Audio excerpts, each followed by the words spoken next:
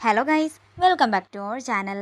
Episode ആരംഭിക്കുമ്പോൾ കാണിക്കുന്നത് ഗായത്രി വില്ലയാണ്. പാർവതി ആത്മാവ് വന്നിട്ടുണ്ടെന്ന് പറയുമ്പോൾ എല്ലാവരും തങ്ങൾക്ക് കാണാനാകുന്നില്ലെന്ന് പറയുകയാണ്. തുടർന്ന് പ്രഭാവതി പറയുകയാണ്, സ്വാമിജിക്ക് എന്താ ഒന്നും പറയാനില്ലേ? തുടർന്ന് സ്വാമി എഴുന്നേറ്റ് വന്നിട്ട് പാറുവിനോട് ചോദിക്കുകയാണ്, ആത്മാവ് എവിടെ വന്നെന്നാ പാർവതി പറയുന്നത്? ത്രികാലജ്ഞാനിയായി എനിക്ക് അതൊന്നും കാണാൻ സാധിക്കുന്നില്ലല്ലോ. ദേവമ്മ ഇവിടെ തന്നെയുണ്ട് സ്വാമിയെന്ന് പാറു പറയുന്നു. ഗായത്രിയുടെ ആത്മാവ് ഇവിടെ ഉണ്ടായിരുന്നെങ്കിൽ ആ എണ്ണയിൽ പ്രതിബിംബം തെളിഞ്ഞേനെ. അതിന്റെ അർത്ഥം എന്താണെന്ന് ഞാൻ പറയാതെ തന്നെ നിനക്കറിയാലോ. ഗായത്രിയുടെ ആത്മാവ് ഇവിടെ വന്നിട്ടില്ല. ഇവള് പറഞ്ഞതെല്ലാം പച്ചക്കള്ളമാണ്.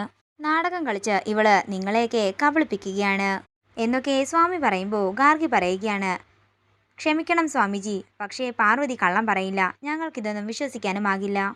എങ്കിൽ വിശാലിന്റെ ശിരസിൽ തൊട്ട് സത്യം ചെയ്യാൻ സ്വാമി പറയുമ്പോൾ ഇത് കേട്ട് ഞെട്ടലോടെ നിൽക്കുകയാണ് പാറു. ശിരസ് അറുത്തു വെച്ചാലും പാർവതി എന്താണെങ്കിലും നുണ പറയില്ലെന്ന് പറഞ്ഞ് ജാസ്മിൻ വിശാലിനെ പാറുവിന്റെ മുന്നിൽ കൊണ്ട് നിർത്തുകയാണ്. തുടർന്ന് പാറുവിന്റെ കൈയെടുത്ത് വിശാലിന്റെ തലയിലേക്ക് വെപ്പിക്കുന്നു. പറ പാർവതി, നീ പറഞ്ഞത് സത്യമാണെന്ന് പറയാൻ ജാസ്മിൻ പറയുമ്പോൾ വിശാലും പറയുകയാണ്, പറ പാർവതി, എന്താ നീയൊന്നും മിണ്ടാത്തതെന്ന് വിശാല് ചോദിക്കുമ്പോൾ പെട്ടെന്ന് തൻ്റെ കൈയെടുത്ത് മാറ്റി വിശാലിന്റെ കാൽകൾ വീഴുകയാണ് പാറു. എന്നോട് ക്ഷമിക്കണം വിശാൽ സാർ, ദയവായി എന്നോട് ക്ഷമിക്കണം. ഞാൻ പറഞ്ഞതൊക്കെ കള്ളമായിരുന്നു. ദേവമ്മ ഇങ്ങോട്ടേക്ക് വന്നിട്ടില്ല. അത്രയും പറഞ്ഞ് പാറു കരയുമ്പോൾ ദേഷ്യത്തോടെ പ്രഭാവതി അങ്ങോട്ടേക്ക് വന്ന് പാറുവിന്റെ മുടിക്കുത്തിൽ പിടിക്കുകയാണ്. അതിനുശേഷം പാറുവിനെ പൊതിരെ തല്ലി പാറുവിന്റെ കഴുത്തിൽ പിടിക്കുകയാണ് പ്രഭാവതി. നീ എന്ത് കരുതി ഞങ്ങളൊക്കെ നിന്റെ കളിപ്പാവകളാണെന്നോ? നീ പറയുന്നതൊക്കെ അപ്പാടെ വിഴുങ്ങുന്ന വിഡ്ഢികളാണെന്നോ? സ്വാമിജി ഇല്ലായിരുന്നെങ്കിൽ എന്തായിരുന്നേനെ ഇവിടുത്തെ സ്ഥിതി? നീ പറഞ്ഞതും പ്രവർത്തിച്ചതുമെല്ലാം ശുദ്ധ തട്ടിപ്പായിരുന്നല്ലേ എന്ന് ചോദിച്ചുകൊണ്ട് പാറുവിന്റെ മുഖമടക്കിയൊന്ന് കൊടുക്കുകയാണ് പ്രഭാവതി. പ്രഭാവതിയെ പല്ലവി തടയാനൊരുങ്ങുമ്പോൾ പല്ലവിയെയും തള്ളി നീക്കുകയാണ് പ്രഭാവതി. എന്ത് ചെയ്യണമെന്ന് എനിക്ക് നന്നായിട്ടറിയാം. അമ്മേ മഹാമയെ, ഈ ലക്ഷ്മണരേഖ മായ്ച്ച് എന്നെ പോകാൻ അനുവദിച്ചാലും എന്ന് അവിടെ നിന്ന് പ്രാർത്ഥിക്കുകയാണ് ഗായത്രി. പെട്ടെന്ന് വിളക്കുകളെല്ലാം അണയുകയും ശക്തമായ കാറ്റ് വീശുകയും ഉദയനൂരമ്മയുടെ കുങ്കുമം അവിടെ നിന്ന് മായ്ഞ്ഞു പോവുകയും ചെയ്യുന്നു. അങ്ങനെ ഗായത്രി അകത്തേക്ക് കയറാൻ ഒരുങ്ങുമ്പോൾ ഞാൻ മരിച്ചാലും ദൈവമേ അകത്തേക്ക് കയറ്റില്ലെന്ന് പറഞ്ഞ് അവിടെ നിൽക്കുകയാണ് മണിക്കുട്ടൻ. അവസാനം ഗായത്രിയുടെ ആത്മാവ് അവിടെ നിന്ന് പോകുന്നു. തുടർന്ന് സ്വാമി പറയുകയാണ്, ഇനി പൂജ ചെയ്തിട്ട് കാര്യമെന്തെന്ന് എനിക്ക് തോന്നുന്നില്ല. എന്താണെങ്കിലും ഇത്രയുമൊക്കെ ആയ സ്ഥിതിക്ക് വിശാല് നിവേദ്യം കഴിച്ചിട്ട് ഈ വ്രതം അങ്ങ് അവസാനിപ്പിക്കാമെന്ന് രാധിക പറയുന്നു.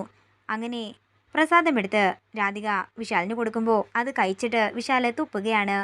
ഈ പ്രസാദം ഉണ്ടാക്കിയത് ആരാണോ അവരുടെ മനസ്സുപോലെ അശുദ്ധമാണ് ഈ പ്രസാദവും.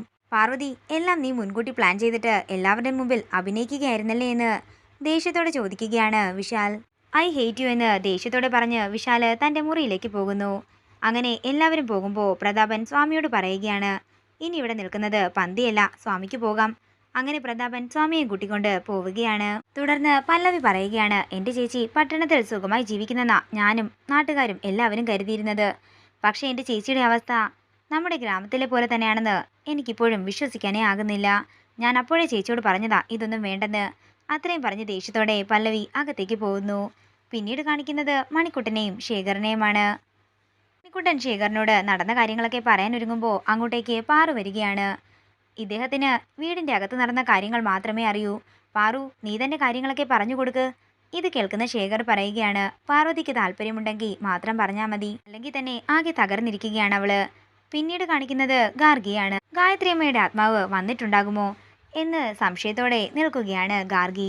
അപ്പോഴാണ് പുറത്താകെ വിതറിയിരിക്കുന്ന കുങ്കുമം ഗാർഗി ശ്രദ്ധിക്കുന്നത്. ഇതാരാ ഇവിടെ കൊണ്ട് വിതറിയത്? ഇനി ഒരു പക്ഷേ പാർവതിയായിരിക്കുമോ? എന്താണെങ്കിലും ചോദിച്ചു എന്ന് പറഞ്ഞുകൊണ്ട് ഗാർഗി അകത്തേക്ക് കയറുന്നു.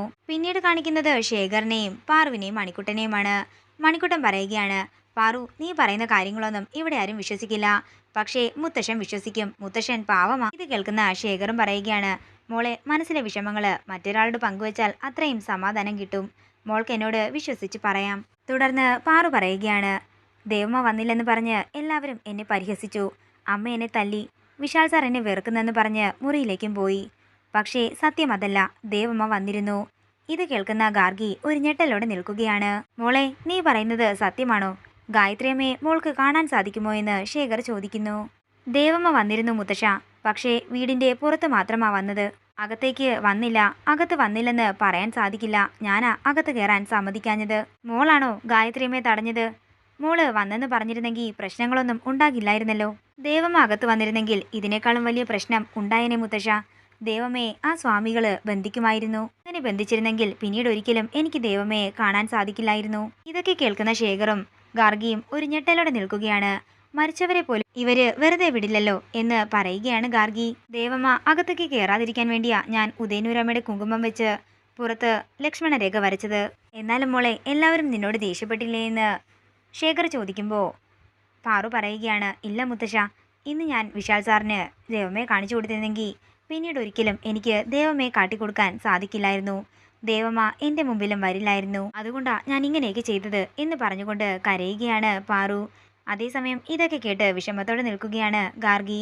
ഇതോടുകൂടി ഇന്നത്തെ എപ്പിസോഡ് ഇവിടെ തീരുകയാണ്. വീഡിയോ ഇഷ്ടമായെങ്കിൽ അത് ലൈക്ക് ചെയ്യുക, ഷെയർ ചെയ്യുക, കമൻറ്റ് ചെയ്യുക. കൂടുതൽ സീരിയൽ അപ്ഡേറ്റ്സിനായി മറക്കാതെ സബ്സ്ക്രൈബ് ചെയ്യുക നയൻസ് ക്രിയേഷൻസ്.